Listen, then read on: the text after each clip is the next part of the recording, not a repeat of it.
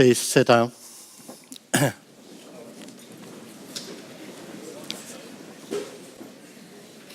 Welcome at the opening academic year 2018-2019 of our Eindhoven University of Technology.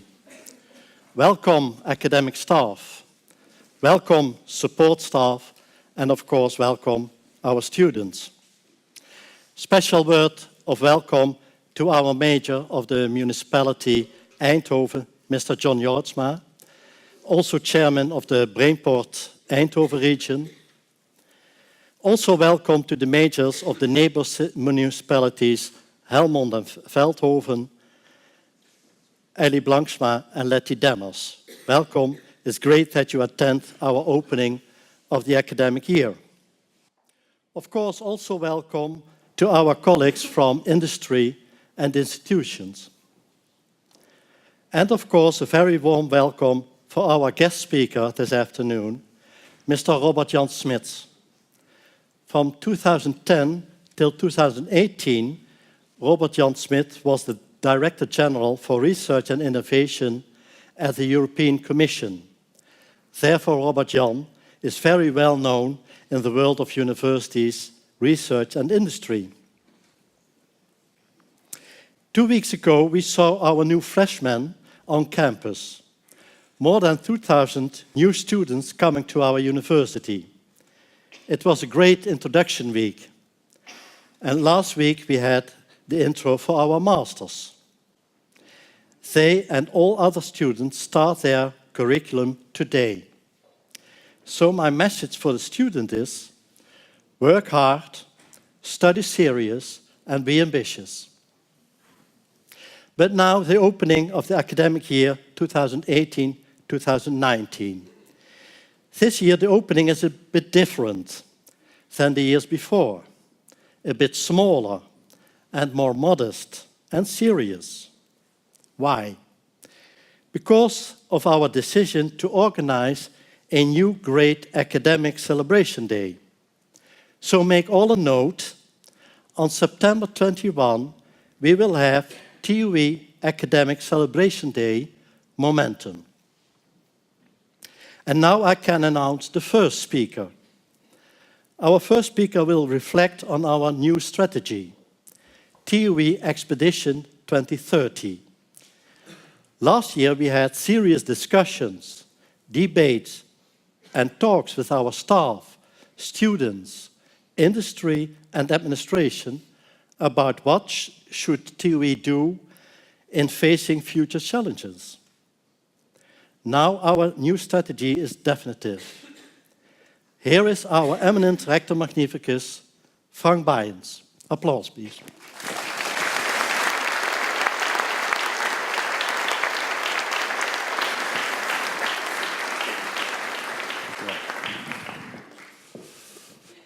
So welcome to the opening of the academic year 2018 and 19. It's really great to see you all back on campus after this exceptionally warm and dry summer that we've had. Last year we launched the Expedition 2030. It's really an effort to look into the future of our university. What is the education going to look like? What kind of research areas are we going to develop? What's the impact that we would like to have on society? What is the position that we have in the landscape of higher education, both in the Netherlands as well as in Europe? Now clearly, there's nothing as difficult as predicting the future. But if there's one thing that we can do as engineers, is create the future. It's our university. It's our future. And all of that with the ambition to be a leading science and technology university. Now, given the limited resources that we have, it may well be that we have to punch above our weight. But I also feel that we should lift the veil of modesty. Because after all, it's not size that matters, but it's quality. And we sure know how to deliver quality. Now, we've had a number of these questions, and we formed working groups. And a lot of people have participated in that. Each of these working groups formulated their vision of the future on the topic that they were investigating. That was assembled in the 50% version, and we distributed that among the university and discussed it, I think, almost with all of you. And we really appreciated the kind of feedback that we've had on that. There's a very interactive sessions that we had at all departments. And on the basis of the feedback, we now have the 100% version. And if you leave this lecture hall later on, you can pick up a hard copy of it. I really hope that the ink is dry, because they literally arrived this morning. But a big thanks to all of you for the way that you've been participating in the discussions and the input that you have provided. So I really hope that this is now our plan. This is the plan of this university. It comes with a new logo, and if you may have seen it already. It's a bold logo, but it's also a proud logo. We really should be proud of this university. It also, if you look at the plan, it comes with a subtitle, Drivers of Change. That's you. Now, we formulated this plan with a number of global challenges in mind.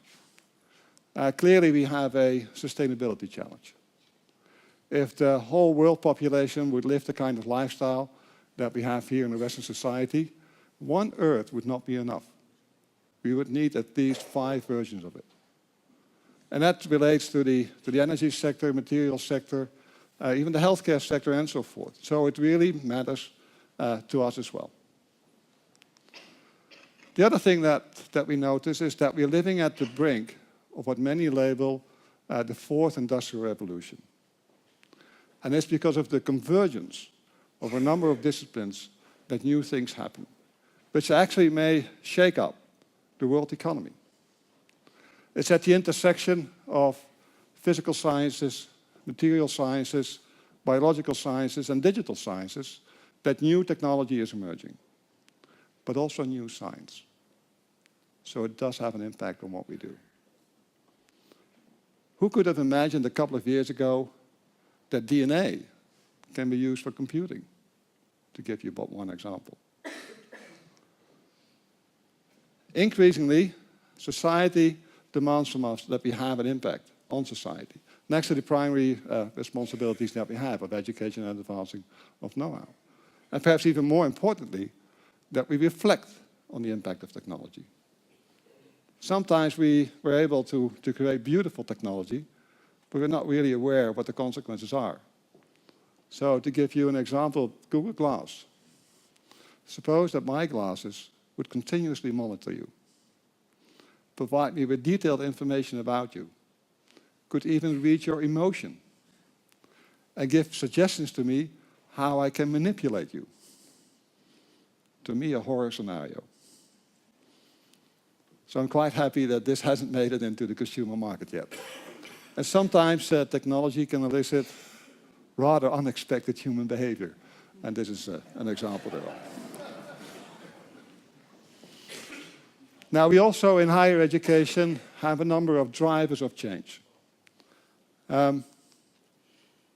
Know-how, knowledge, is now basically available everywhere. And in particular with our students, almost literally available at their fingertips, because they have their phone in their hands almost every hour of the day. They can take an online course from almost any university, which means that the transfer of knowledge is no longer the privilege of a university. Fortunately, there's a lot of other things that we can do. Provide context, for an example. And our graduates are increasingly involved in creating exceptionally complicated systems. This is a well-known example from a nearby company. It requires them to have deep know-how. They should know exactly what they're doing. But also requires that they have an understanding at the systems level. A machine like this cannot be made by a single person. It cannot even be made using a single discipline. So it requires that our students have the ability to function in multidisciplinary teams and have a basic understanding of the systems level at which we have to operate. If you look at where R&D is happening today, it's increasingly happening in global innovation hubs. Because despite all the modern communication techniques that we have, physical proximity still matters. So you see that all of this is clustering in global hubs, and we're quite fortunate that Brainport is one of those hubs. And these hubs are globally connected. But these hubs are populated with people from all over the world. Just have a look at Eindhoven today. Very different from 20 years ago. So if you take this together, our graduates need to have deep disciplinary know-how, need to have some sort of an understanding of what's happening at the system scale. And they need to be able to function in international and multidisciplinary teams. So it will have an impact on the way we educate our students. And the mission of the university is actually relatively straightforward. We educate our students, undergraduate, graduate, and increasingly postgraduate. Think about lifelong learning. And we advance knowledge. And we do that in our discipline, science and technology, and all of that for the benefit of humanity.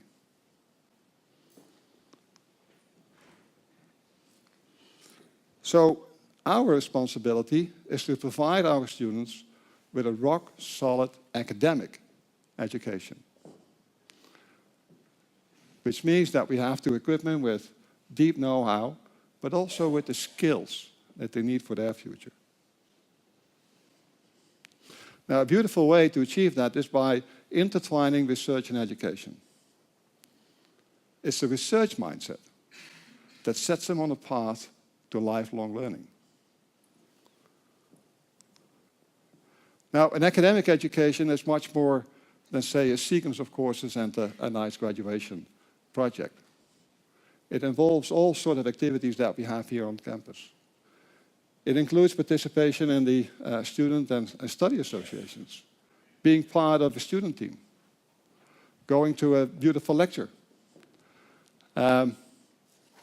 taking part in the activities of Studium Generale, or attend a very inspiring lecture by a Nobel laureate. All of that makes the academic education. It's a unique, once-in-a-lifetime experience. And it makes you grow as an individual. That is all something that cannot be replicated online. That's why we have to have an on-campus university. Now, if we look at the way we educate our students, there's a lot of things that we can do with the regular sort of courses that we have. But providing for the kind of context that we're looking for and learning how to address these complicated challenges, regular courses may not be enough. And challenge-based learning, I think, is an answer to some of these challenges that we see. And it is our way, I think, to educate T or pie-shaped engineers. Deep disciplinary know-how in at least one discipline, that's a T, or sometimes even two. But with sufficient breadth to work in teams and to address the complicated challenges that we have as a society. But all of that requires personal attention. We have to be able to talk to you guys. Now, there's a large bulk probably of our students that is quite happy with a predefined program. But more and more we see that students would like to tailor the program to their individual needs. Sometimes they want to go faster, sometimes they want to go a little bit slower. Sometimes they want to take an additional course. Sometimes they even want to take 2 bachelor programs in parallel or 2 master programs in parallel. All of that requires a certain flexibility as well as personal attention. That's why we said that in 2025, the student-faculty ratio should not exceed 20. We're beyond that limit right now. And if you look at this morning's newspaper, that's all about this. It also, if we need improved flexibility, and at the same time improve the kind of quality that we provide to our students, we also have to enrich our online learning environment, our digital learning environment. And that's why we have launched the Boost program. The second responsibility that we have is to advance knowledge in our domain. And the foundation of it is basic research. It's the basic research that we do that allows us to address the challenges of today and tomorrow. So we need to strengthen the foundations of what we do. We need to strengthen the core disciplines of this university. And you do that primarily by hiring top talent. And I'm quite happy with the fact that last year we had, as an example, 4 EST starting grant laureates. But it's probably the biggest challenge that we will face in the next decade or so. To have the best possible people come to this university and provide them with an environment where they can grow and flourish. So a lot of attention will have to be given to that. And they require a top-notch infrastructure. And by making it into a shared infrastructure, you can have access to really high-end quality labs. But it's not just the apparatus itself, not just the devices themselves, it's also the know-how, how to use it, and the entire scientific interaction that's happening around these labs. So we more and more, I think, should stimulate creating of shared infrastructure.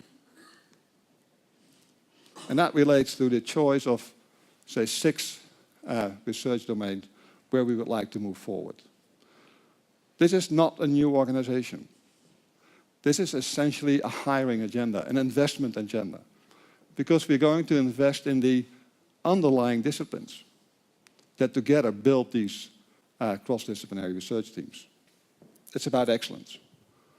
So we're going to invest 12 million euros on an annual basis in these domains, specifically in startup packages, shared infrastructure, and high-risk research programs.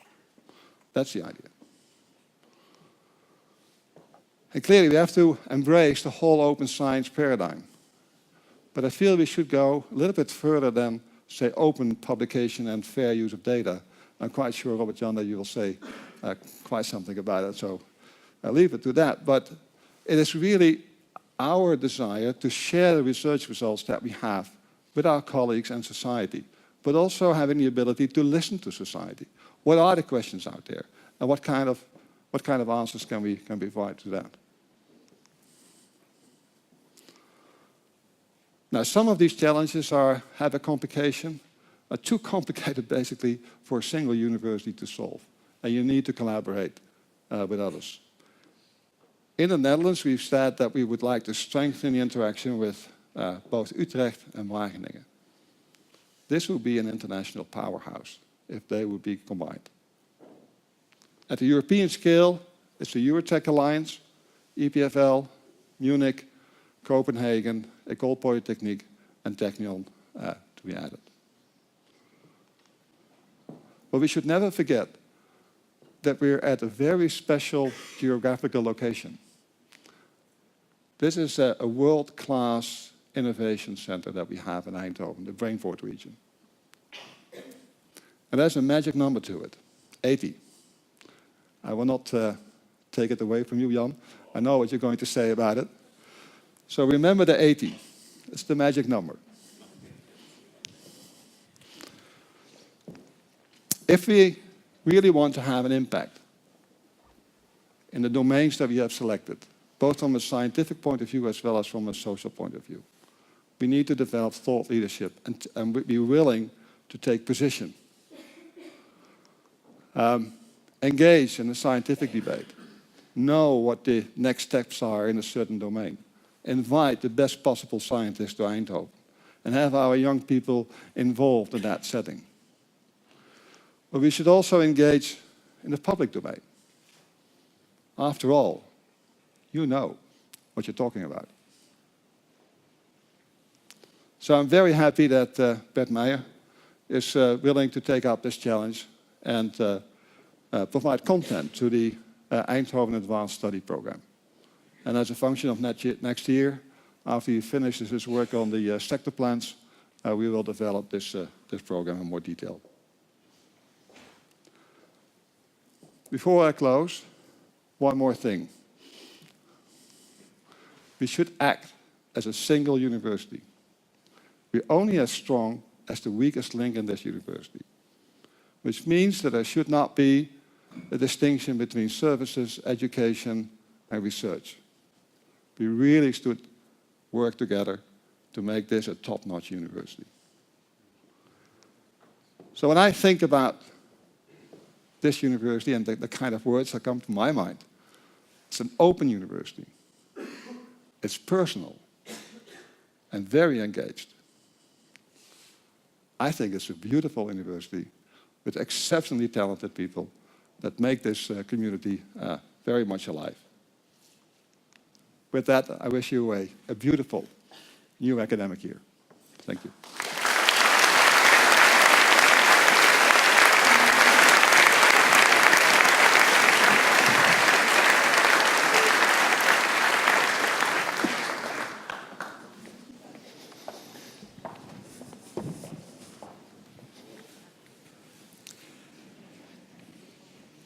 Thank you, Frank, for your excellent speech about the expedition towards 2030 and your very nice pictures on the slides. They're very beautiful.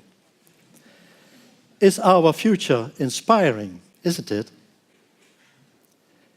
Our next speaker is, as I said, very well known in academia, research institutions, and industry. He was for 8 years the Director General for Research and Innovation at the EU Commission in Brussels. He did an excellent job with Horizon 2020, with an 80 billion euro program for research and innovation. And now he has a very special assignment as the Open Access Envoy of Europe. Over the last years, Robert Jan Smits fought for the case of open access. A quote from Robert Jan Smits: "Europe is not paying research anymore that is not published open access." May I ask your attention for Robert Jan Smits?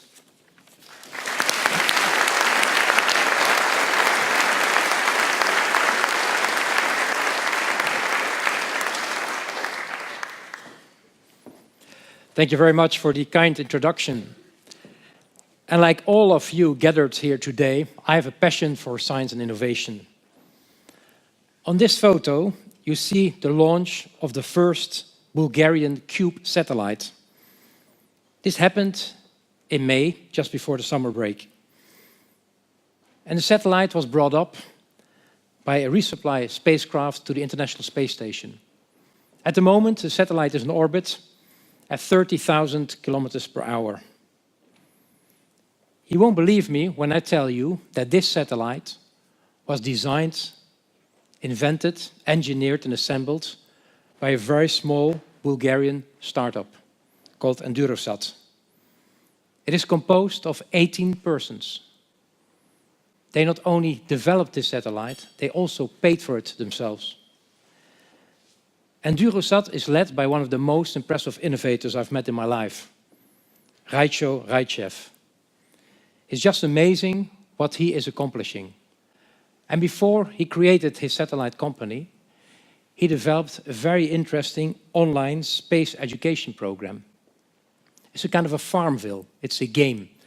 And he was able to convince astronauts and top scientists from the European Space Agency and from NASA to contribute to this program.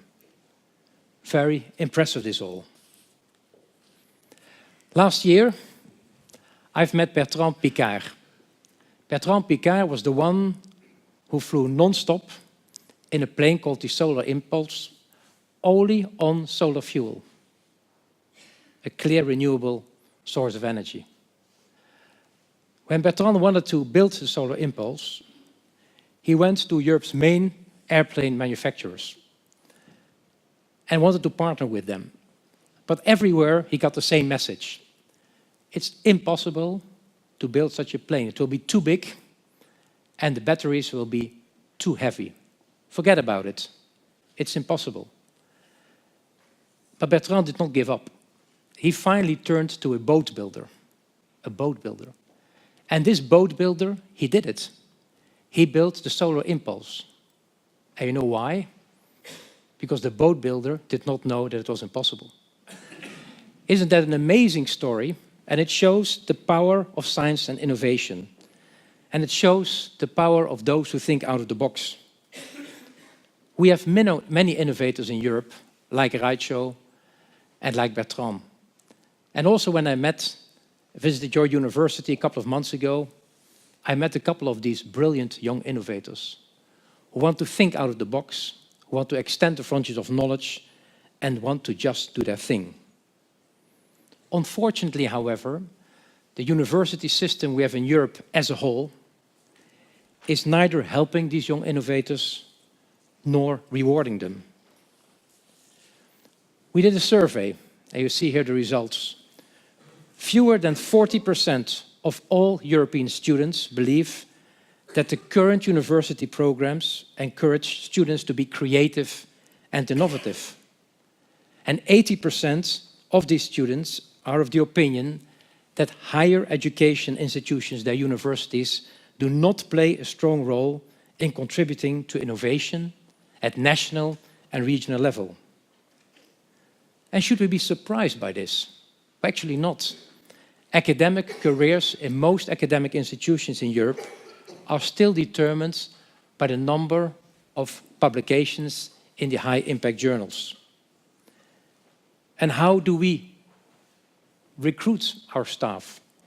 Based again on the number of citations, the number of publications in the high-impact journals. And on basis of what do we rank our universities in Europe? Again, on the number of publications in the sophisticated journals. I think it's time that we are developing new metrics and that we assess our universities and the staff of our universities on other things, of what we as society expect from our universities and from our scientists. That is the knowledge they transfer to industry, or the problems they solve for the local economy, or the support they give to policymaking, or the education they give to young talents, or the way they engage the citizen in citizen science. Of course, I recognize the importance of excellent science and of publications, and I've seen the plea of the Royal Dutch Academy. But still, I think we should assess our universities and our staff on other metrics than just the journal impact factor. Well, I'm the only one who thinks like that. President Macron, and here he is, held a few months ago his famous Sorbonne speech. He called for entrepreneurial universities. He called for modernization of universities. And he called for the creation of truly European universities, where groups of universities in different European countries get together to work and to create strategic alliances. And in this way, of course, scale and scope can be developed, and there can be excellent cooperation. And therefore, I very much welcome, and Frank already showed it, the Eurotech initiative, which Mengelers has started, where indeed top universities partner together. And this will, of course, allow the researchers at these universities to do more in collaboration, but it also will allow students from these universities to spend time at different locations. And perhaps one day, it might lead to smart specialization between the universities or to the development of new curricula. And that we need new curricula, I mean, for me, it's very obvious. At the moment, our society, our port authorities, our banking system, our regional governments, our hospitals, our industry is crying for data experts and data analysts. But there's not a single university in Europe where you can get a degree to become a data scientist. Data science is always an add-on in the context of the current curricula. You want to give another example why we need to change things at universities? At the moment, people who go into a PhD program in most European universities are taught to become academic researchers. But only 6% of all these people end up in academic research. A complete mismatch. So we need to modernize the universities. At the moment, there are in the top 200 universities in the world, 82 which come from Europe, of which 9 are in the Netherlands. And that's quite an amazing contribution which the Dutch science system makes. But the key question, and Frank already mentioned it, is are the European universities geared to face the challenges of the future? Are European universities able to attract the best professors, researchers and students? Are they able to offer the innovative curricula which will attract these brilliant young minds from across the world? I'm convinced that we need to modernize our universities and that reform is desperately needed. Also, to address the famous innovation paradox. Europe has been very good over many years in transforming euros into knowledge, but our problem has always been to transfer the knowledge back into euros. And that means that we need to invest much more than ever before. We seem to have been missing out on the digital technologies, on the digitization of our society. And if you look at the number of high-tech unicorns, we see that there are 106 located in the United States, so 59 in China and only 26 in Europe. And of the top 15 high-tech companies in the world, none is located in Europe. Now, I realize very much that we need to do more. It's not just about modernizing universities which allow Europe again to become the innovation leader in the world. We need to do much more. We need to develop the right framework conditions which allows innovation to flourish. We need to support disruptive market-creating innovation. We need to bring science and innovation much closer to the citizen. And, last but not least, we need to invest as Europe much more in science and innovation. In the year 2000, Europe heads of state and government said that in the year 2010, Europe would have the most competitive, knowledge-based economy in the world. And to reach that objective, all 28 member states agreed that they would spend 3% of their GDP on science and innovation. Well, we all know what happened to that. We are stuck at 2%. Yes, there are some good kids in the European class. Take Germany, take the Scandinavian countries and Austria. Germany recently declared that it will go towards 3.5% of investments in R&D from its GDP. The Netherlands is lagging behind. The Dutch government is only spending 2% of its GDP on science and innovation. And while we talk a lot about it, things are going extremely fast in the Far East. China, over the last decade, increased its R&D spending with 22% per year. And Korea has announced that it soon will invest 5% of its GDP in science and innovation. We have done, at the European Commission and my department, a lot to convince policymakers, ministers, and notably the finance ministers, of the importance of investment in science and innovation. We did a study with Nesta and the Lisbon Council, which showed that the economic growth between 1995 and 2007, which we had in Europe, was for 2/3 thanks to science and innovation. And we also did a study which showed that labor productivity increase in Finland was for 40% due to, again, innovation. And Browning Hall has very much showed that those companies that are investing in R&I have a return on investment of up to 30%. And even the return on public investments is in the order of a factor 4. But politicians are not receptive. Yet, the challenges which we are facing in our society are enormous. Think of climate adaptation. Think of water shortage.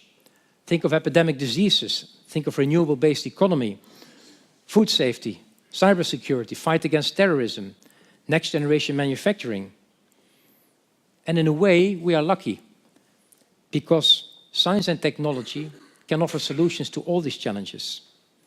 And we have more of these know-hows than ever before. Think of big data. Think of artificial intelligence, 3D printing, 5G, robotics, digitization, Internet of Things, quantum computing, artificial organs, CRISPR-Cas9. And therefore, the politicians in Europe need to put their money where their mouth is. They need to invest big time in education, science and innovation. There is, however, some good news at the European level.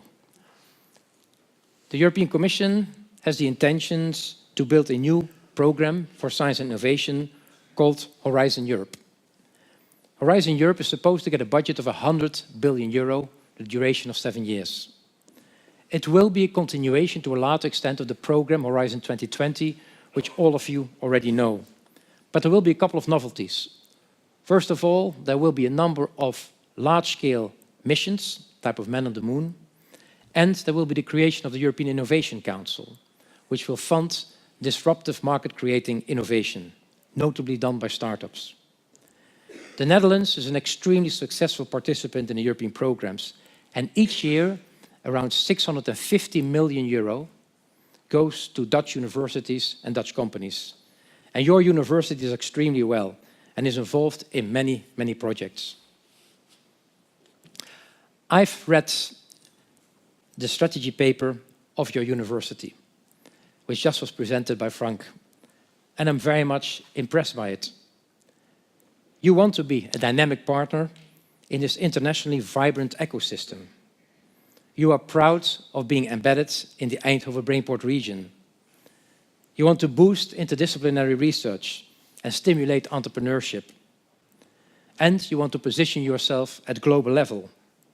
You want to attract the best talents and invest in new teaching methods. You recognize the importance of digital technologies and digital skills, so I can only congratulate you with this strategy paper. I've come to the end of my talk. Europe has the potential to be a very strong global science and innovation leader. We have the best science base, and with 7% of the world's population, we generate 1/3 of the world's knowledge. We make the best cars, trains and planes, and our food and pharma companies are first class. We have a highly educated workforce, many creative innovators, and our universities are really top-notch. And therefore my plea, let's use our potential to the full. Let's invest more in science and innovation. Let's strengthen and modernize our universities. And let's give our young talents all the room and support they need. I wish all of you a very successful and enjoyable academic year. Thank you very much for your attention.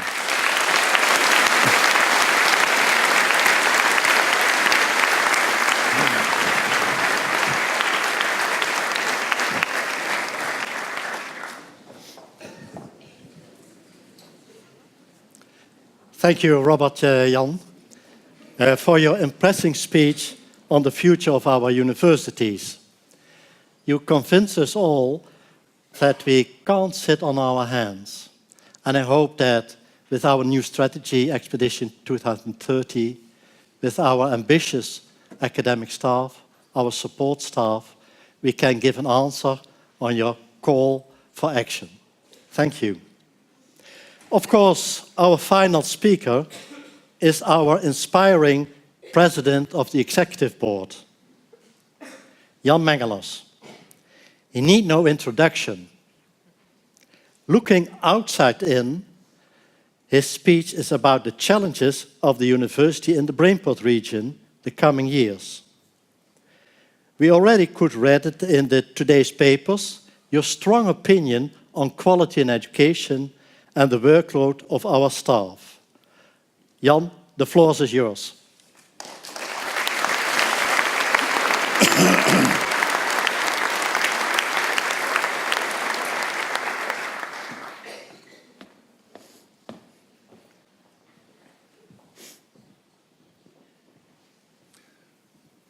Thank you very much, Jo, for your nice and kind words. I have to say that I don't feel so exciting and so inspiring as you were indicating. I have a voice like a dock worker after a very hard night. But it's just not the emotion of the media that I have faced this morning. It's just a quote. Ladies and gentlemen, colleagues and students, in his book Leesbaar Landschap, writer Willem van Toren describes how he shows a Chinese colleague the Netherlands. To his surprise, the man had never seen a polder. Van Toorn explained to him what it was and how it worked. The Chinese colleagues thought it was a great idea. And that's exactly what it is, writes Van Toorn. The Dutch landscape is an idea.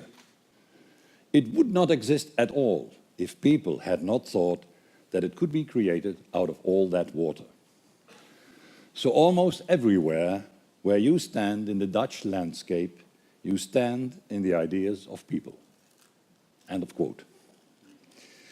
Indeed, the Netherlands exists because we were and are able to turn water into land, words into deeds, and science into reality. Because we were and we are able to really connect theory and practice to applied research, technology, and innovation. This is not only has given us dry feet, but also economic power and international respect.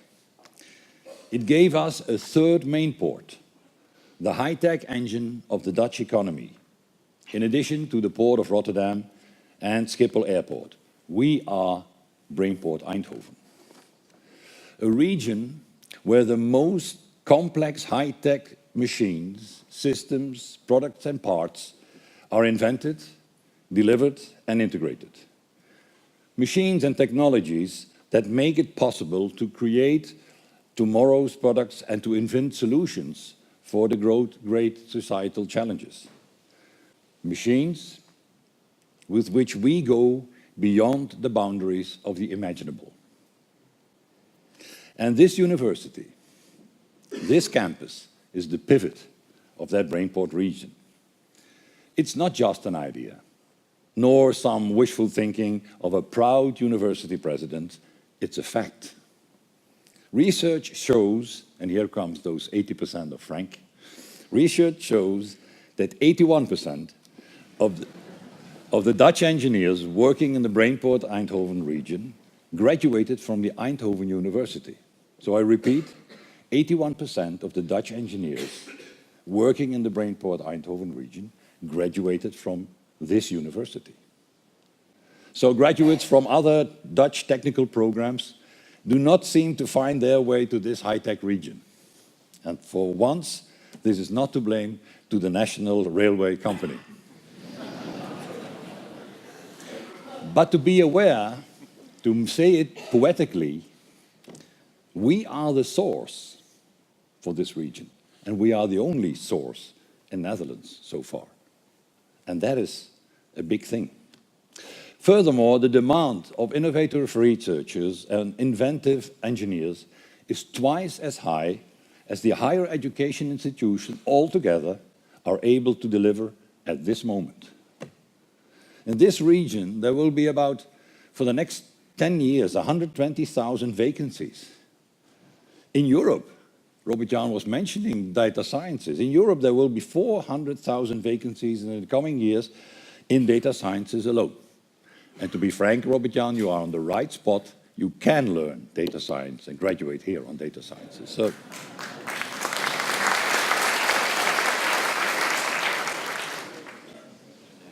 So yes, our industry, our economy needs more technically skilled people. Brainport Eindhoven needs more technically skilled people. And the place to educate academic engineers is this university.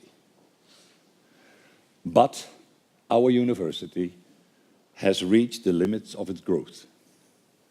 We have now more than 13,000 bachelor, master and PhD students. That is twice as much as 10 years ago.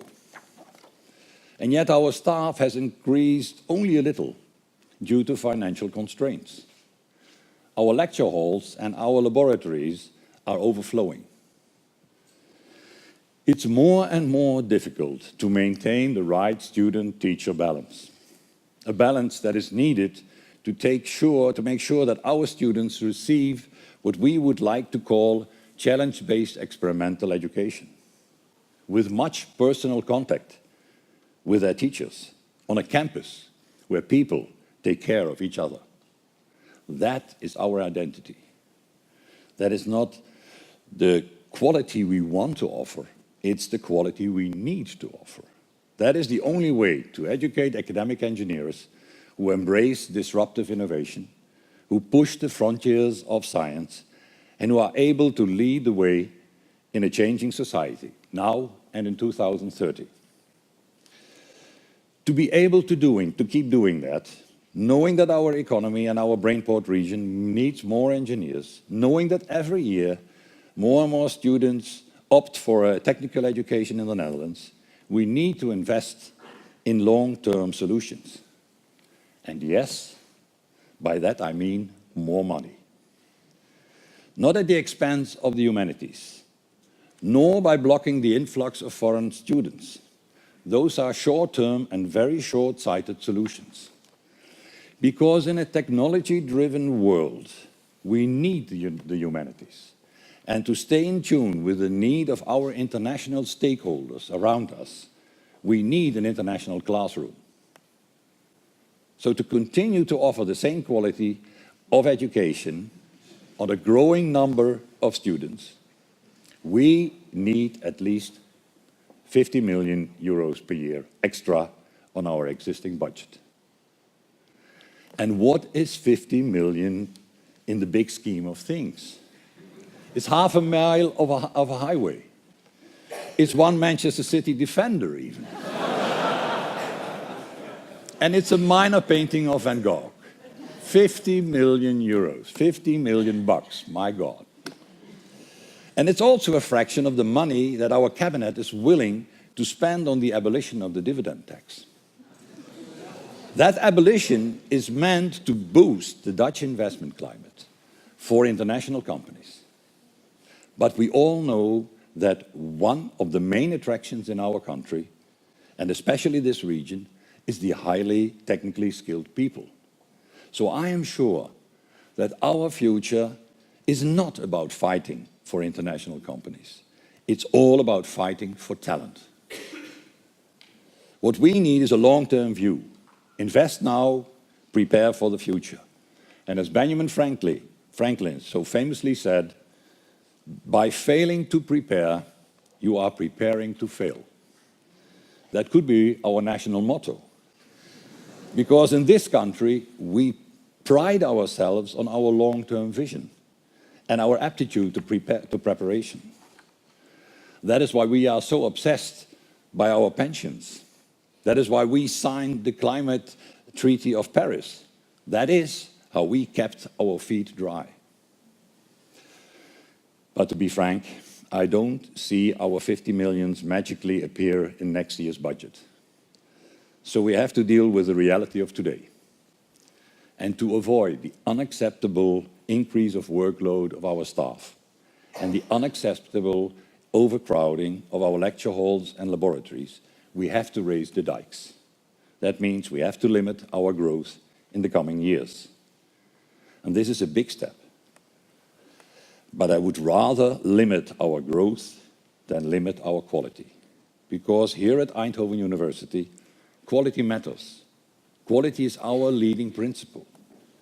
That's why I choose, together with my colleagues from the executive board, to limit the growth by applying an enrollment limit to 4 more majors in addition to the 4 of last year. And this means that 75% of the new students entering this university from next year on will undergo a selection procedure. That is serious stuff. That means that a selection procedure will be applied to a total of 8 out of the 15 bachelor degree programs. We have already, since this year, the industrial engineering, the industrial design, computer sciences and biomedical technology. And for the next year, most likely there will be added, not agriculture, that's for the architecture and built environment, mechanical engineering, innovation sciences, and most likely mathematics. But all this will be clarified in the next coming months. And for the 7 other remaining majors of our curriculum, we will watch the water levels closely to prevent wet feet. And of course, we intend to ensure that this enrollment limit is as temporary as possible. So yes, we do appreciate the Office of Industry, companies and the FME to provide us with teachers and lecture halls. Together we will explore all possibilities. But again, we will not concede our principle of quality. If we can turn great industrial R&D personnel into great teachers, we are all for it. If we can use industrial facilities to meet the demand of next generation's education, bring it on. But we will devote time and energy to explore these ways further. We will roll up our sleeves these coming years and to seek out solutions. We will educate more students and the lifelong learners online, as you just heard our rector say when he outlined our strategy 2030. We will recruit more scientific staff as fast as possible as we can, even when structural funding is not yet in place, because we feel we have no time to waste. We have no time to waste. We have to keep investing in ideas to conquer the challenges of our future. That is our Delta plan. So the Dutch Nobel Prize winner Ben Feringa, and Frank already showed him, recently taught at our university. And he said, quote, "We scientists are bad at predicting the future, so we must create it ourselves," unquote.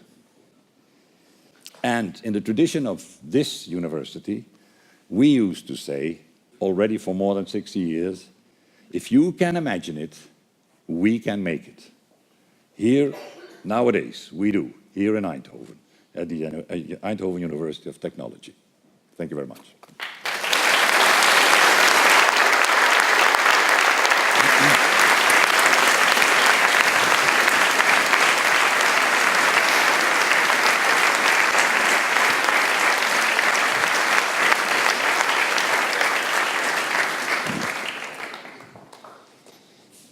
Okay, Jan, what a challenge for our university. You put quality before number of students, a growing number of students, quality of our people, quality of our academic staff. Your quote, "If one can imagine it, we can make it," is exactly what our university is, where innovation starts and people matter. Dear colleagues, honorable guests, this was the opening academic year 2018-2019. Once again, make a note in your diary. September 21st, we will have our TUE academic celebration, Momentum, as we call it, with the degree ceremony, the honorary doctorates, education awards, and of course, a big party for students and for our staff. You are all invited. And now, it is horeca est. Because there is a reception in the Senate Hall. But first, the cortege of professors will leave the Blauwe Zaal. Thank you for attending this meeting. Thank you.